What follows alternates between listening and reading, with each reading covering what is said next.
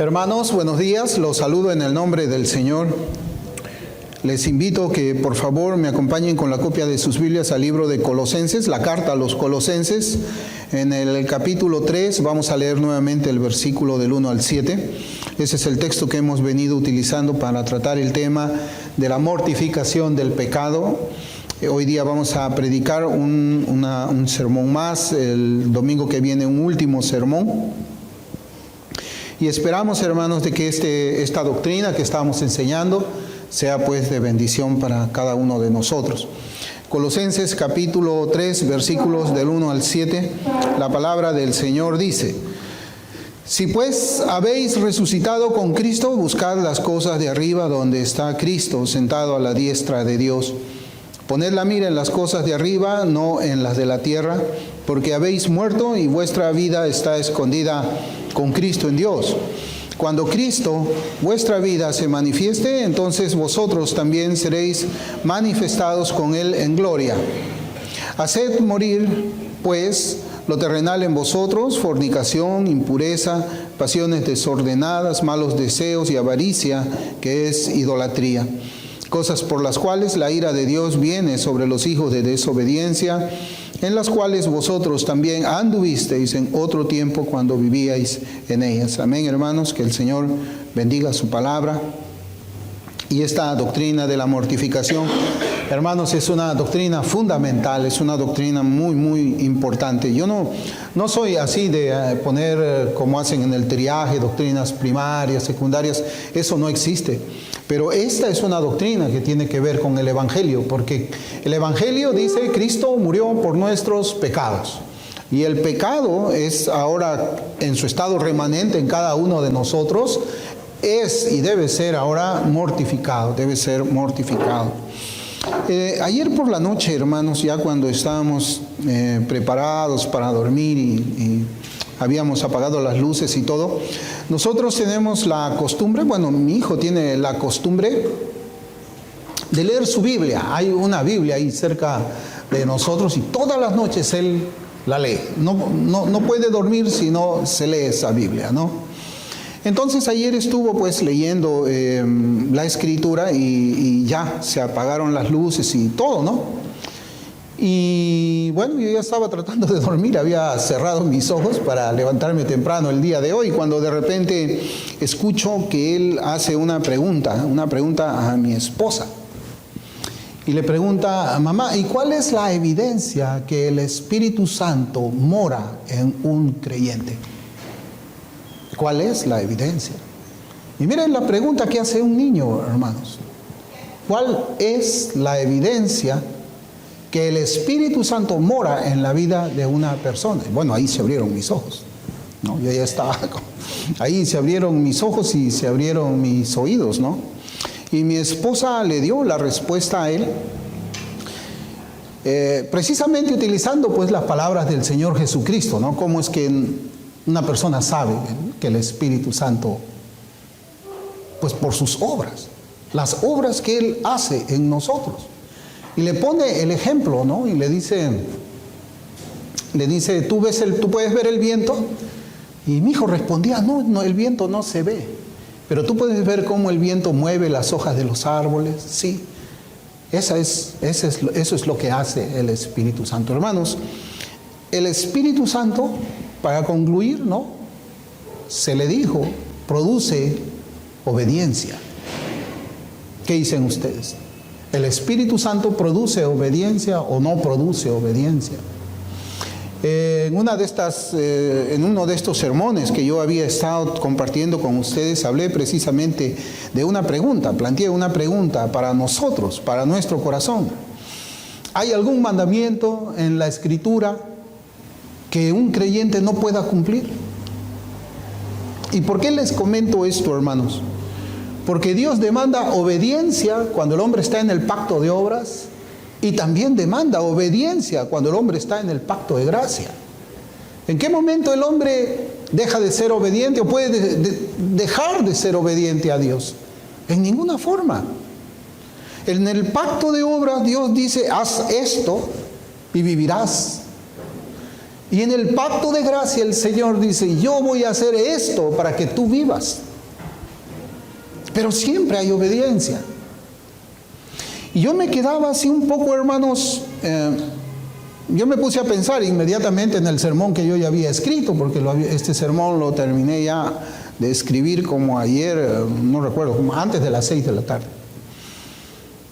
Y yo hice una relación y esperé a que después de la respuesta que le daba mi esposa a mi hijo, yo quería saber qué es lo que él iba a responder a esa respuesta. El Espíritu Santo produce obediencia. Un creyente debe ser obediente. Y bueno, yo quería saber qué más va a decir él, qué es lo que va a responder. ¿Por qué? Porque cuando yo tengo una conversación así ya con un creyente adulto, no un niño, porque yo es el ministerio del pastor Andrés, pero yo cuando converso, hermanos, con un adulto y hablamos de obediencia, la respuesta siguiente, o la pregunta siguiente, o la acotación siguiente es, pero nadie es perfecto. Nadie puede guardar toda la ley. Todos somos pecadores. Algo que el niño no dijo. El niño no lo dijo. Y a mí me llamaba mucho la atención y yo me puse a pensar en ese momento, ¿y por qué los adultos hacen esa acotación y el niño no la hace? El niño solamente recibe en su corazón y dice, tengo que obedecer. Pero el adulto dice, sí, tengo que obedecer, pero no somos perfectos. O sea, justificando que no va a obedecer. Esa es la justificación que está detrás de esa réplica. Sí, Dios demanda obediencia, pero yo no lo voy a obedecer porque no soy perfecto. ¿Será por eso que el Señor dice en los evangelios, si no fuese como un niño como este, no entraréis al reino de los cielos? ¿Será por eso que el Señor nos demanda a nosotros a ser niños? Y cuando la Escritura y el pastor nos dice debemos obedecer, la única respuesta posible debe ser amén. Amén, Señor. Vamos a proponernos obedecer, vamos a esforzarnos en obedecer, cuando en realidad sabemos que es Dios quien obra eso en nosotros, porque eso es lo que está en el pacto de gracia. Es Dios obrando en nosotros por medio de su Santo Espíritu, pero somos nosotros quienes obedecemos. Y es eso, hermanos, lo que nosotros podemos ver cuando ponemos la mira en las cosas de arriba, ¿no? Porque en nuestro texto habla de eso, ¿no? El versículo 1 y 2 dice, si pues habéis resucitado con Cristo, buscad las cosas de arriba, poned donde está Cristo sentado a la diestra de Dios, poned la mira en las cosas de arriba, no en las cosas de la tierra. Y cuando comenzamos a leer los dos versículos que le siguen, que son los 4 primeros, podemos entender de que esto es el preámbulo para que Pablo diga, mortifica el pecado. Porque mire, el versículo 5 dice, haced morir pues. O sea, ya te dije esto, pon la mira en las cosas de arriba. Ahora ya tienes puesta la mira en las hojas de arriba, en las cosas de arriba. Muy bien, ahora mortifica el pecado. Porque si no tienes la mirada puesta en las cosas de arriba, no lo vas a hacer. No lo vas a hacer. En nuestro texto, pues vemos que el Señor nos ordena que todos los redimidos tengan una mente puesta en las cosas de arriba. Es decir, todos los creyentes deben tener por su propia nueva naturaleza una mente puesta en las cosas de arriba, o sea, una mente celestial o la mente de Cristo también, como Pablo lo enseña. No es una cosa que nosotros tenemos que enseñar. Es algo que viene en el nuevo corazón que nos enseña el Señor. Cuando nos cambia de naturaleza ya no somos esclavos del pecado, somos esclavos de la justicia. Y eso conlleva a muchas cosas más en la salvación que el Señor nos ha concedido, ¿no? Y cuando pues hablo de esta manera de que todo cristiano tiene una mente celestial o todo cristiano tiene la mente de Cristo, yo hago de lado, hermanos, cualquier pensamiento neutral. Hago de lado cualquier pensamiento neutral. ¿Por qué? Porque o tienes la mente de Cristo o no la tienes. ¿Hay algo en medio? ¿Es posible que exista algo en medio? Un 50-50 quizás, ¿no? Alguien dice, bueno, yo tengo el 50% la mente de Cristo y el 50% tengo la naturaleza adámica. Yo estoy en el pacto de gracia, la mitad, un pie tengo en el pacto de gracia y el otro pie lo tengo en el pacto de obras, en el pacto adámico. No hay un terreno neutral. Por eso es que John Trapp, el puritano, comenta de las palabras de Pablo de la siguiente manera. Dice, comienzo la cita, como Cristo resucitado habló e hizo solo las cosas que pertenecen al reino de Dios, Hechos 1:3, y siempre esperó su exaltación al cielo, así debería haber ascensiones continuas en nuestros corazones. La iglesia se compara a columnas de humo. Al tener sus afectos, pensamientos y deseos dirigidos hacia arriba, hacia el cielo. Tremel. Fin de la cita.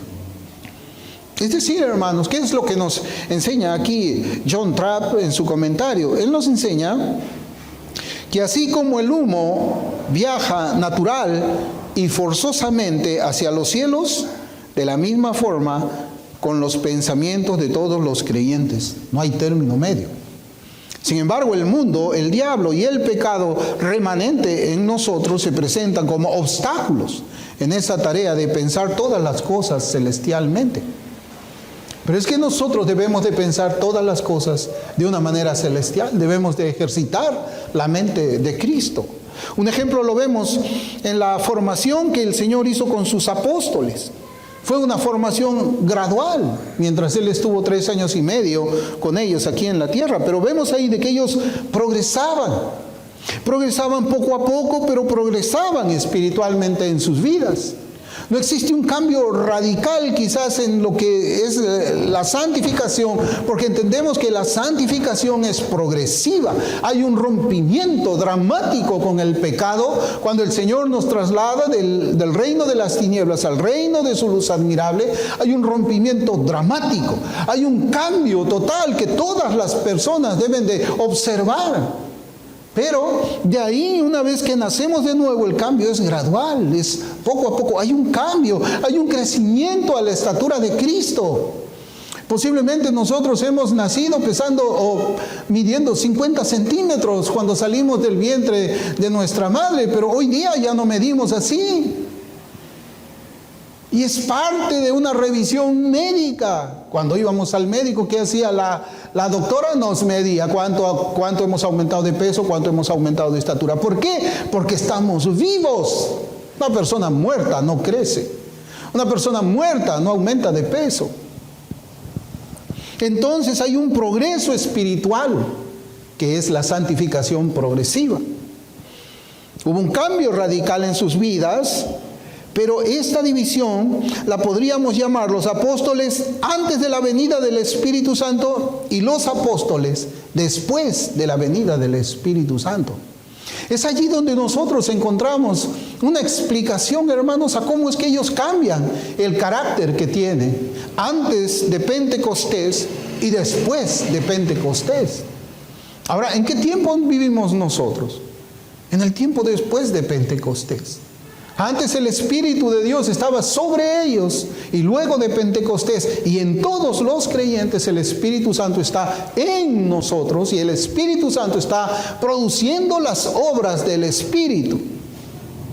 De hecho, hermanos, hay un versículo donde el mismo Señor hace la división entre la mente que pone los pensamientos en las cosas de arriba con aquellas mentes que ponen los pensamientos en las cosas de los hombres o en las cosas de la tierra. Hay un versículo, y es un versículo, hermanos, que es impactante para nosotros.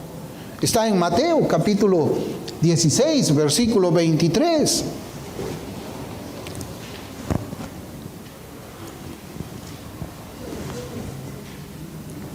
La Escritura dice: pero él, volviéndose, dijo a Pedro: quítate de delante de mí, Satanás, porque eres tropiezo. Y mire cómo dice: porque no pones la mira en las cosas de Dios, sino en las de los hombres. Es allí donde nosotros vemos que el apóstol Pablo nos dice que todo creyente debe poner su mira en las cosas de arriba.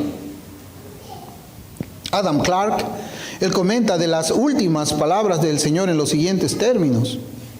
Él dice: el que se opone a la doctrina de la expiación es un adversario y una ofensa para Cristo. Mire, el que se opone a la doctrina de la expiación es un adversario y una ofensa para Cristo, aunque sea tan sincero en su profesión como lo fue el mismo Pedro. Fin de la cita. Y esto, hermanos, nos lleva a pensar. A mí me llevaba a hacerme un par de preguntas. El que se opone a la doctrina de la expiación es un enemigo de Cristo. Dice, no, es un adversario, es una ofensa. Entonces, ¿qué les diría el Señor a aquellos que se oponen a las doctrinas del pecado, de la santificación y de la mortificación? ¿Qué le diría el Señor a aquellos que tuercen la Escritura para justificar actitudes carnales que Dios mismo condena?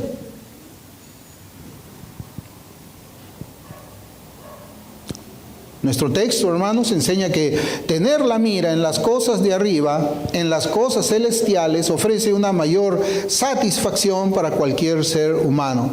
Y estamos viéndolo, como yo les comentaba, hermanos, en el contexto de la mortificación del pecado, como si todo esto fuese el ingrediente que nosotros necesitamos para mortificar el pecado. Los creyentes estamos en el mundo, pero no somos del mundo. Somos peregrinos y nuestra mirada está puesta en nuestra mirada final, eso es verdad. Aguardamos nuestra redención, esperamos la venida de Cristo. Los creyentes esperan la venida de Cristo, pero también esperamos estar juntos con el Señor si es que Él no viene. Eso es verdad. Pero eso no significa que nuestro andar por el mundo sea uno desapercibido para todas las personas que nos rodean. En nuestro transitar debemos ser la sal de la tierra y la luz del mundo. Pero no debemos pasar desapercibidos nosotros, aunque nuestra mirada está puesta en el premio, ¿no? En esa recompensa final que nos da nuestra fe. Y nuestro texto nos habla en el contexto de la mortificación del pecado, que sabe fijar nuestras prioridades mientras peregrinamos por este mundo. Es eso, hermanos. Mientras nosotros estamos caminando en este mundo, debemos mortificar nuestro pecado. Y un ingrediente para mortificar nuestro pecado es tener la mirada puesta en las cosas de arriba, ¿no? Es la búsqueda de aquello que es celestial. Es un reemplazo. Ya no buscamos cosas terrenales nosotros. Ya no pensamos como pensábamos antes, sino que ahora nosotros pensamos con la mente de Cristo. Es una mente celestial, es una manera de pensar completamente diferente, cómo afrontar las cosas, cómo afrontar una enfermedad, cómo afrontar la soltería, cómo afrontar los tiempos de desesperanza. Todo lo vemos diferente ahora. ¿Por qué? Porque tenemos la mente de Cristo. Nosotros no intentamos solucionar las cosas como el mundo las soluciona. Nosotros solucionamos las cosas como Dios nos ha prometido que Él lo va a hacer. El Señor nos enseña que las cosas de la tierra, en última instancia, carecen de verdadera satisfacción. ¿Por qué? ¿Por qué las cosas terrenales carecen de poca satisfacción? Hermanos, porque son temporales. Son temporales. Y además de eso, son inadecuadas.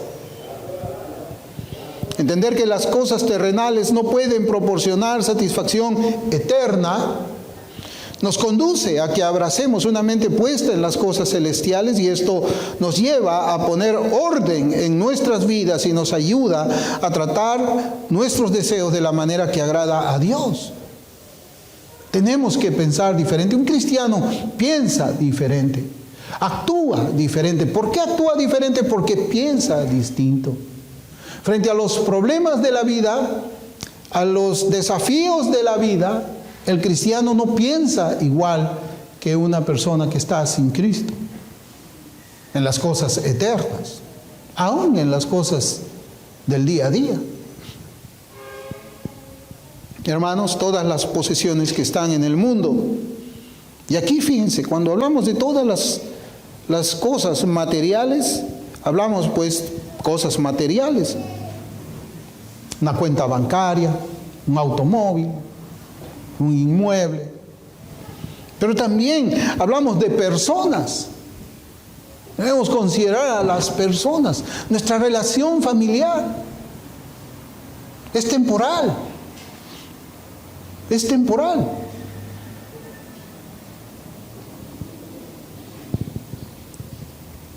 Y también hablamos los títulos. Oh, yo tengo que esforzarme por eso. Está bien que nosotros nos esforcemos, está bien que nosotros pretendamos muchas cosas, pero hay una manera de hacer las cosas que nos enseña la Escritura y hay una manera de hacer las cosas como el mundo las hace.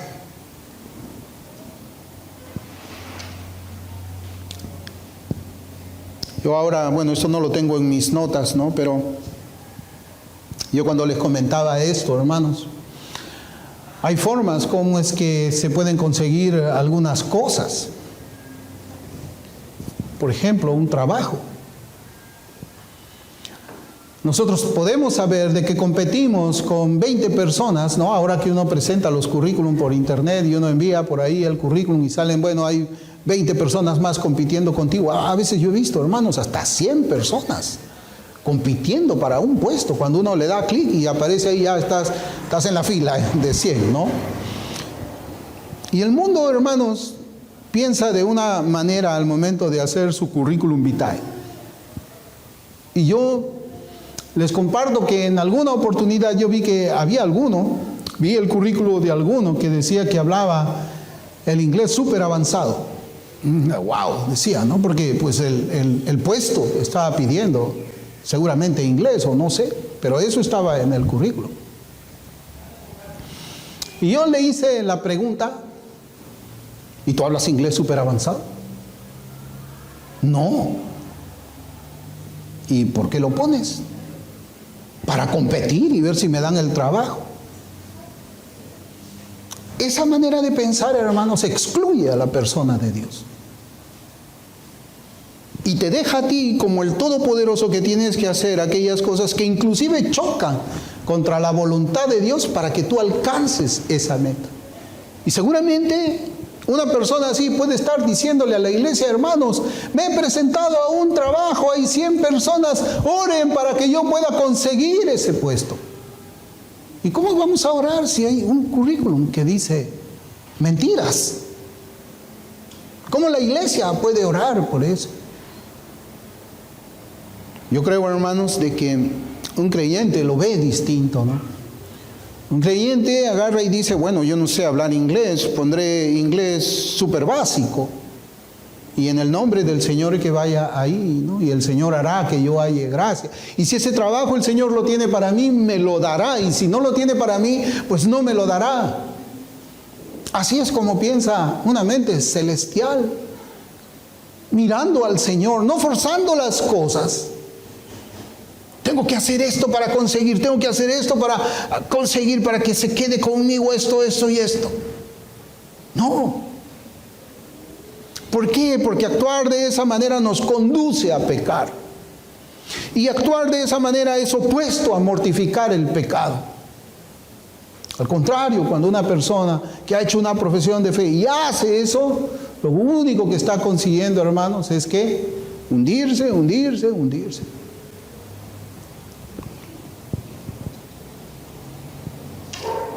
Hermanos, cuanto más valoramos las cosas del mundo, porque esa conducta es propia del valor supremo que se le da a algo, a alguien o a algo más.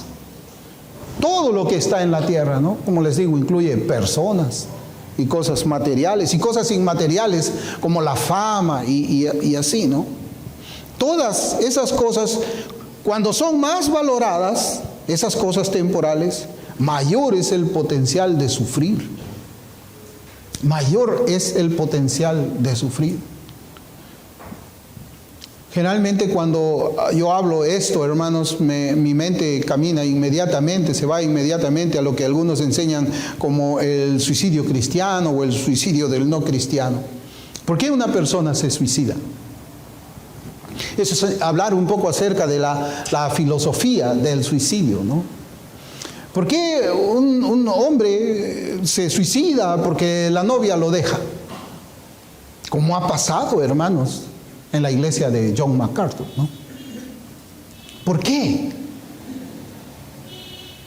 ¿Por qué se tiene que quitar la vida de esa persona porque lo deja una novia? Es rara esa manera de pensar, porque aún en el mundo hay un dicho antiguo que dice, pues la jaula siempre tiene que estar con la puerta abierta. Y si quiere irse, que se vaya. Y si quiere quedarse contigo, se quedará. No tienes por qué cerrar, no tienes por qué obligar. ¿Pero por qué hace eso? ¿Sabe por qué, hermanos? Porque ha puesto su esperanza, ha puesto su mayor valor en una persona. Entonces, cuando esa persona ya no está, no le queda nada en el corazón y se quita la vida, ya no tiene esperanza en nada, ya no tiene razón para vivir. Eso es pensar poniendo la mente en las cosas de la tierra, en las cosas materiales. Pero un creyente no piensa así. Por ejemplo, Horacio Spafford, en ese himno que él compuso, que se llama Estoy bien con mi Dios, cuando viajaba su familia de Nueva York para Inglaterra, en el tiempo de la Segunda Guerra Mundial, un submarino alemán hunde el barco donde viajaba su familia, toda su familia muere allí. Él, cuando va a viajar para allá, le dice al capitán del barco, por favor, si puede detener su barco y decirme dónde es que mi familia está en el fondo del mar.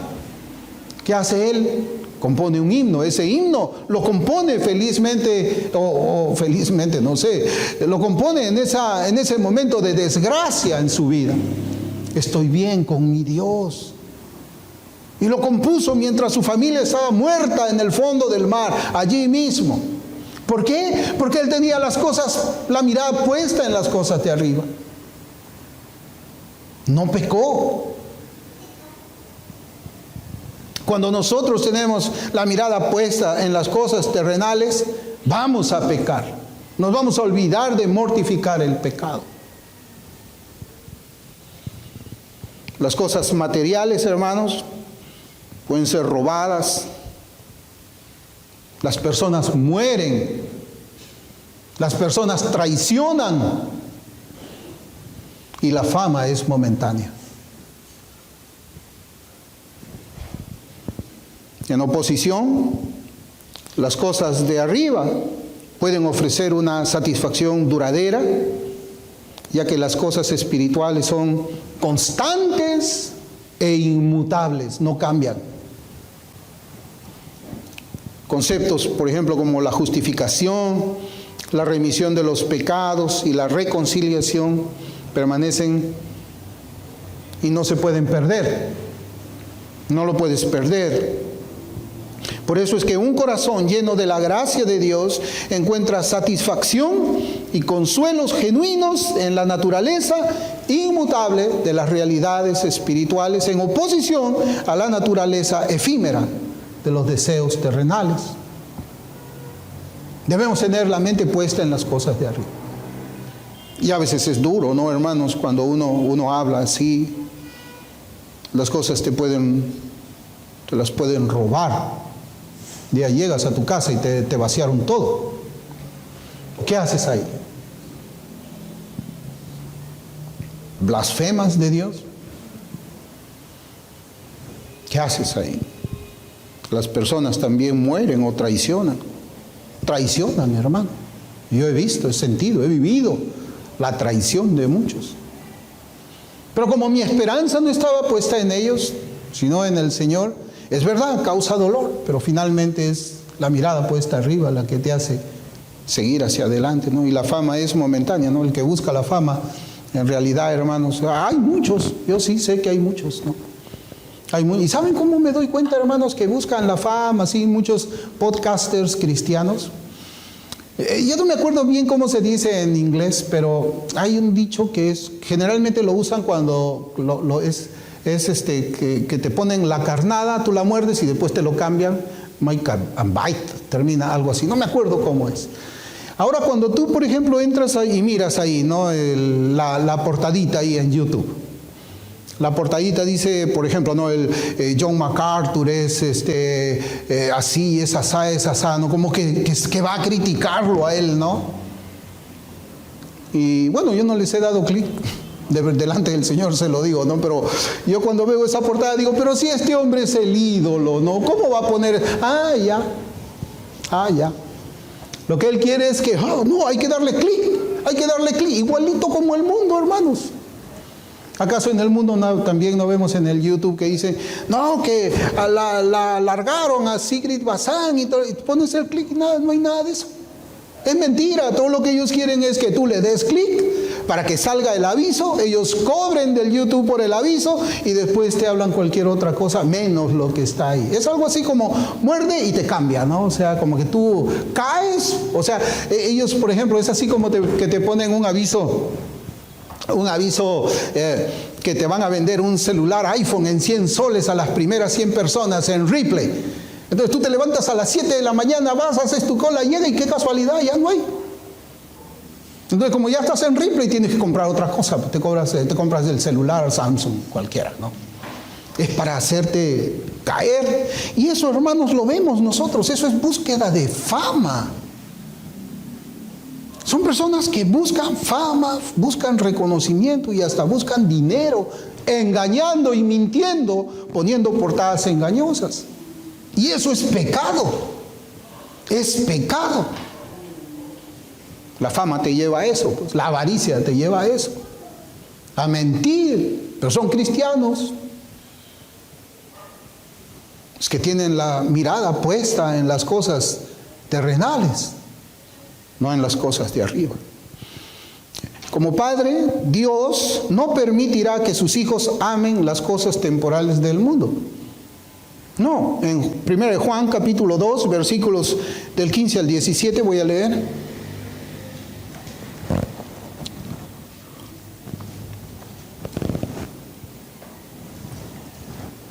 Dice, no améis al mundo ni las cosas que están en el mundo. Si alguno ama al mundo, el amor del Padre no está en él.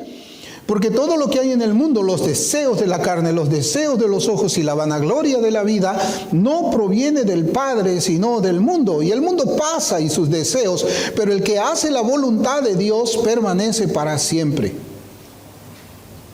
Y la disciplina de Dios, hermanos, porque Dios hace que un hijo de Él no ame las cosas del mundo, lo disciplina. Y la disciplina de Dios nos mueve pues a desprendernos de las cosas y las personas que están en la tierra, llevándonos a una relación más profunda y auténtica con Él.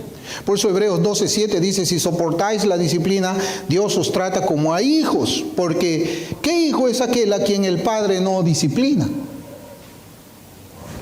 Y ahí hay un conflicto, ¿no?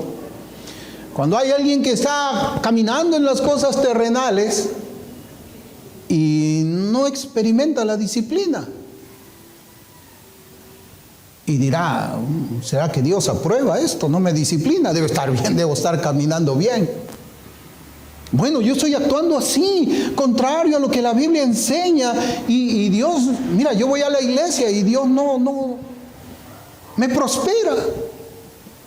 Me prospera, además que actúo mal, Dios me prospera. ¿Será que a Dios le gusta esto?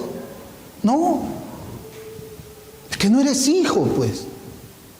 No eres hijo. Porque cuando el hijo está actuando de una manera opuesta a la voluntad de Dios, ¿qué es lo que hace el Padre? Envía la disciplina. Pero cuando alguien cree que es cristiano y está actuando en contra de la voluntad del Padre, no lo disciplina. No es mi hijo. Hermanos, así es. Y yo les puedo poner un ejemplo. Quizás alguien tiene su hijo y me dice, pastor, por favor, téngalo, cuídalo hasta mañana que tengo que ir a un viaje. Y es de la edad de Caleb. ¿Y yo puedo disciplinar al hijo ajeno? ¿Así se porte mal? No puedo. Pero si mi hijo se porta mal, ¿y yo lo puedo disciplinar? A él sí, porque es mi hijo. Entonces, cuando uno dice, bueno, pues si Si yo hago esto que es contrario al mandamiento de Dios y no pasa nada, pues no pasa nada porque no eres hijo. No eres hijo. Dios no lo aprueba, ¿no? Esta disciplina sirve como un medio para purificar los corazones, liberándonos del atractivo corruptor de las cosas terrenales. Hermanos, si bien las cosas de la tierra pueden parecer que conducen a la felicidad, esta felicidad es superficial, caracterizada por un gozo enfermizo, dice el autor John, ahorita me acuerdo el apellido. Él habla de un gozo enfermizo, que surge de un amor desmedido por lo terrenal. Bien. Nuestro texto de Colosenses, siguiendo otros pasajes de la Biblia, como el que citamos en Primera de Juan, presenta un argumento convincente de que la mente puesta en las cosas de la tierra es incompatible con la salvación. Es incompatible. Toda persona que busca la salvación vive de acuerdo con ese deseo, el deseo de buscar la salvación. Y todas las personas que están siendo salvadas, porque nosotros estamos siendo salvados. La salvación es pasada, es presente y es futura. Y así se lee en la Biblia. Fuimos salvados cuando el Señor nos escogió antes de la fundación del mundo. Ahí ya fuimos salvados. Cuando el Espíritu Santo aplica en nuestro día los beneficios de la cruz, hemos sido salvados también. A partir de ahí somos una nueva creación, una nueva criatura. Hemos pasado del reino de las tinieblas al reino de la luz. Y estamos siendo salvados porque nuestra salvación es futura. Nuestra salvación, cuando vemos toda la doctrina de la salvación, comienza en la predestinación, en la elección, y termina en la glorificación. Y vivimos conforme ese deseo. ¿Por qué? Porque es el deseo de la nueva naturaleza dada de lo alto y ponemos siempre la mente en las cosas de arriba. Y cuando estamos poniendo la mente en las cosas de la tierra, Dios nos disciplina. Así es.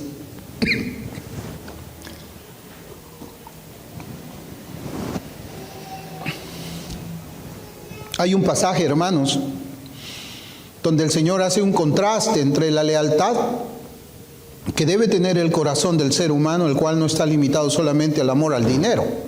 Mire, Mateo 6:24 dice ahí la Escritura: ninguno puede servir a dos señores, porque o aborrecerá a uno y amará al otro, o estimará al uno y menospreciará al otro. Y luego dice: no podéis servir a Dios y las riquezas. Pero mire, Adam Clarke, él comenta de esta manera sobre las palabras que dicen: ningún hombre puede servir a dos señores.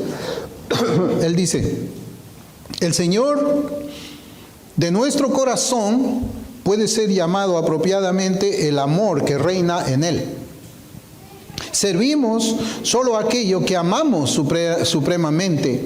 Un hombre no puede ser absolutamente indiferente entre dos objetos que son incompatibles.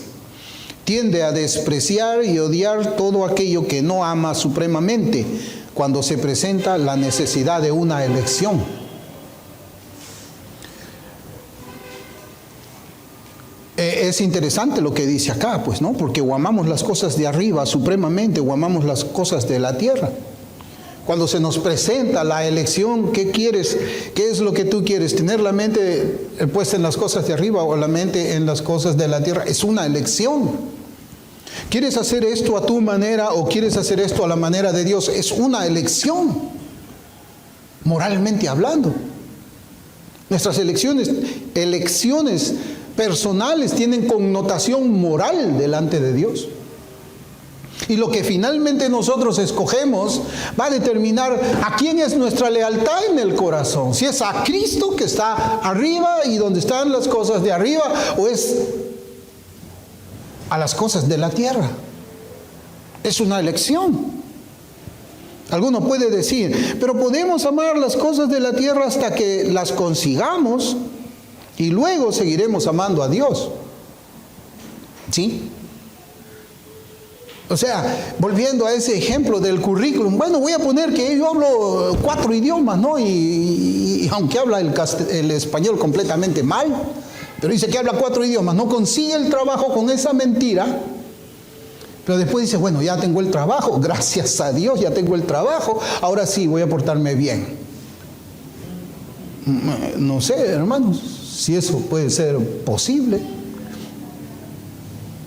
No sé si eso puede ser posible. ¿Podemos hacer así?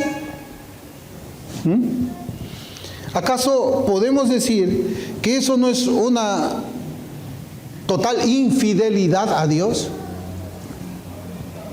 La afirmación de Jesús de que nadie puede servir a 2 señores ilustra la necesidad de estar completamente dedicados a Dios, ya que cualquier grado de lealtad espiritual al mundo socava la relación de uno con Él. Hermanos, la fidelidad, si bien no es un caminar perfecto, podemos comparar la fidelidad a Dios con la fidelidad en el matrimonio. ¿Qué pasaría si yo les dijese a ustedes, bueno, yo a mi esposa le soy 95% fiel?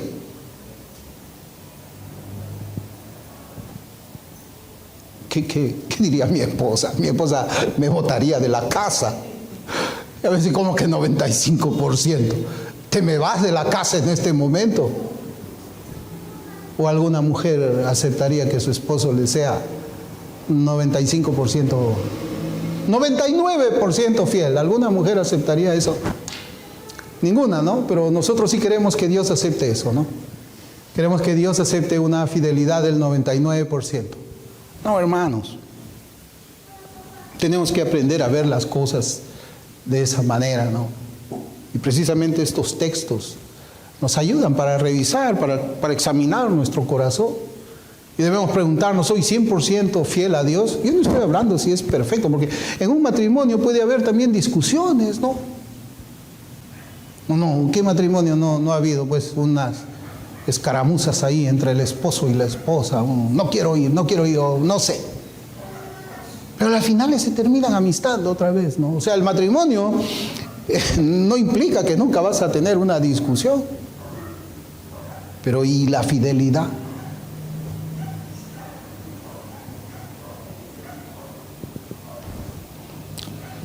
Hermanos, lo que el Señor nos quiere decir es que las personas con una mentalidad puesta en las cosas de la tierra son sustancialmente infieles a Dios.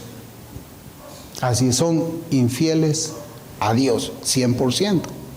El llamado a tener una mente puesta en las cosas de arriba exige rechazar los deseos por las cosas aquí en la tierra. Es eso cuando dice la Escritura de que debemos tener puesto la mirada en las cosas de arriba, te está diciendo rechaza todo lo de aquí abajo. No puedes tener un ojo para allá y el otro ojo para acá.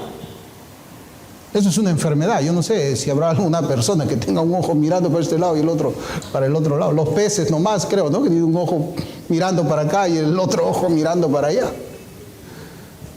Pero un cristiano no. O tu cuello está así doblado mirando las cosas de arriba, o está doblado mirando las cosas de la tierra. No hay otra manera, no. La mente puesta en las cosas de arriba, pues, representa la mejor parte que todos deberíamos desear. Algunas veces es difícil convencer a las personas de ello. Aun cuando afirman que son cristianos, créanme, es difícil. No es fácil convencer, y uno tiene que estar hablando y abrir la Escritura e interpretar la Escritura, porque claro, cada uno tiene su propia interpretación que nace de sus propios deseos o necesidades terrenales, ¿no? Pero hay un relato en las Escrituras, y en Lucas capítulo 10 voy a leer 2 versículos, el 41 y el 42, que voy a avanzar un poquito más rápido acá. Respondiendo, Jesús le dijo: Marta, Marta, afanada y turbada estás con muchas cosas, pero solo una cosa es necesaria, y María ha escogido la buena parte, la cual no le será quitada. Bueno, acá Marta y María, acá tenemos una hermana que se llama Marta y una hermana que se llama María. Bueno, Marta y María representan, de acuerdo al texto bíblico, 2 clases de personas que están cerca del Señor, ¿no? Y el Señor aquí destaca la diferencia entre las cargas de las preocupaciones terrenales y la facilidad de buscar la gracia espiritual.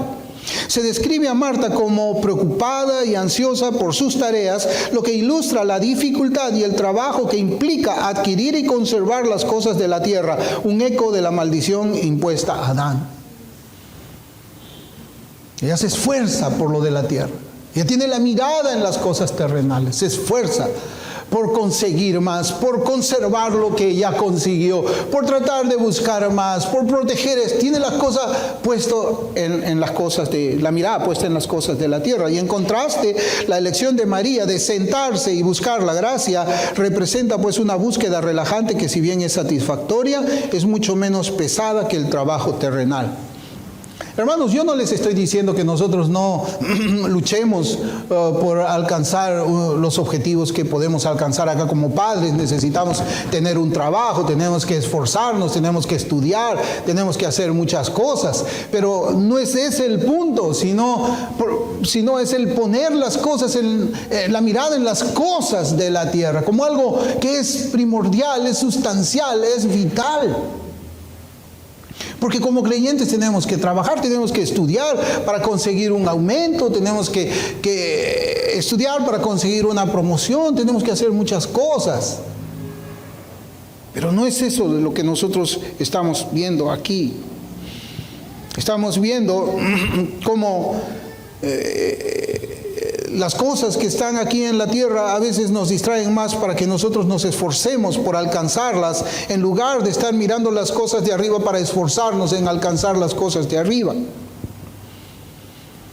La mentalidad puesta en las cosas de la tierra se describe pues como una carga pesada aquí en este relato, y que es impulsada por deseos no regenerados que obligan a las personas a perseguir las cosas materiales.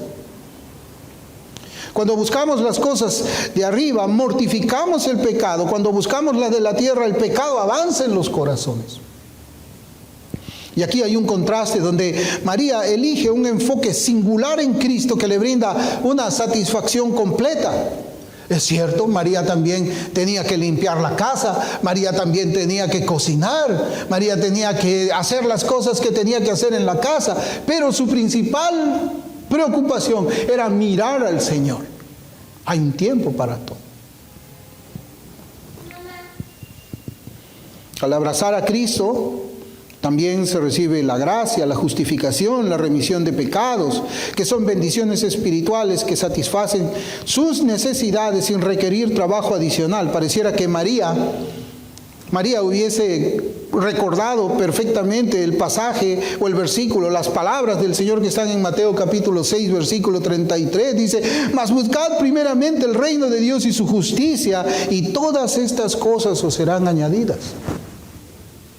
Buscad el reino de Dios y su justicia, y todo lo que tú necesitas aquí en la tierra, el Señor te lo va a agregar. Porque cuando buscas las cosas de arriba, actúas con la mente de Cristo estando aquí en la tierra. Actúas con justicia, actúas con rectitud. Eres consciente de que estás en la presencia del Señor en todo momento, sea cual sea la actividad, sea cual sean las cosas que tú estás buscando aquí en la tierra. Y lo vas a hacer conforme el Señor enseña en su palabra. ¿Por qué? Porque buscas tú primeramente las cosas de arriba, buscas el reino de Dios, buscas su justicia. Y las personas se dan cuenta de eso. Y siempre, hermanos, yo les he comentado, hay un pasaje en las Escrituras en los cuales se nos enseñan que estar en la presencia de Dios es un acto que no termina cuando uno se levanta de sus rodillas, sino que te acompaña el resto de tus días. ¿Y sabe dónde está el resto del día? ¿Y sabe dónde es que está ese texto? En el Antiguo Testamento. Cuando Moisés hablaba durante horas cara a cara con el Señor, ¿qué le pasaba a él? Le resplandecía el rostro. Y él no se daba cuenta que le resplandecía el rostro, y cuando él descendía, estaba con el pueblo. ¿Y el pueblo qué veía? Su rostro resplandeciente. Y se asustaban. Tanto así que Moisés tenía que cubrir su rostro. Es eso, hermanos. Cuando uno busca las cosas de Dios, cuando busca el reino de Dios y su justicia que están arriba, Cuando uno sale de esa búsqueda en oración y en la lectura y meditación de su palabra, uno, hermanos, comienza a brillar todo el día. Brilla en su trabajo, brilla mientras está cocinando los alimentos para la familia, brilla cuando en todos los aspectos de la vida. Lo haces en el temor del Señor. Buscad primeramente el reino de Dios y su justicia. ¿Dónde está? Arriba. Y todo lo que tu corazón desee te lo va a añadir el Señor. ¿Acaso el Señor no conoce nuestras necesidades? Por supuesto que las conoce. Pero tenemos dos maneras de alcanzar aquello que nosotros queremos aquí en la tierra, ¿no? ¿Lo hacemos a la manera de Cristo o hacemos a la manera en que la hacen los impíos? Y a veces, hermanos, por eso es que yo les digo, hay un rompimiento cuando uno es cristiano, ¿no? Y uno se da cuenta, no puedo hacer las cosas. Antes hacía las cosas así, ahora ya no puedo hacerlas de esa manera. Y es que cuando Cristo reside en el corazón de una persona, trae consigo toda la gracia necesaria. Como sugiere el apóstol, la provisión de Dios a través de Cristo asegura que se concedan todas las cosas necesarias para la realización espiritual y personal. Lo que resalta pues la superioridad y suficiencia de la mentalidad puesta en las cosas de arriba. Es eso, hermanos, el apóstol nos está hablando de esa manera, ¿no? Y antes, también para terminar, todas las cosas que están aquí en la tierra, todas las cosas que están aquí en la tierra, todas, están bajo el control de Dios, ¿o no? ¿O no? Todo está bajo el control de Dios. Ya sea que uno aspire a tener riqueza, tener riqueza no es malo. Salomón fue un hombre rico, Abraham fue un hombre rico. Por eso uno puede también aspirar a tener una prosperidad monetaria, no es malo. Honor, todo, honor, un cónyuge, proviene en última instancia de Dios. Proviene en última instancia de Dios. ¿Saben por qué? ¿Saben por qué todas esas cosas fueron decretadas en el cielo antes de manifestarse en la tierra? Antes. Y eso, bueno, lo sabemos cuando estudiamos la doctrina del decreto, ¿no? Por ejemplo, el Salmo 31:15 dice: en tu mano están mis tiempos.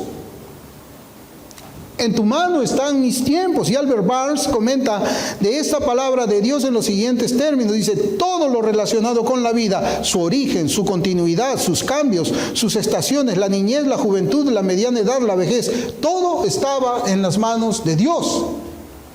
Todo. Todos los eventos de la vida están determinados por la voluntad divina. Y esta verdad bíblica debe conducirnos a poner nuestra mente en las cosas de arriba, lo que incluye principalmente nuestra relación con Dios y el pecado. Acercarnos más a Dios por medio de dar muerte al pecado. Acercarnos a Dios mientras damos muerte al pecado. Así que, hermanos, hay que ver otra vez este texto. Dice: si pues habéis resucitado con Cristo, buscad las cosas de arriba, donde está Cristo sentado a la diestra de Dios. Poned la mira en las cosas de arriba, no en las de la tierra. Vamos a orar.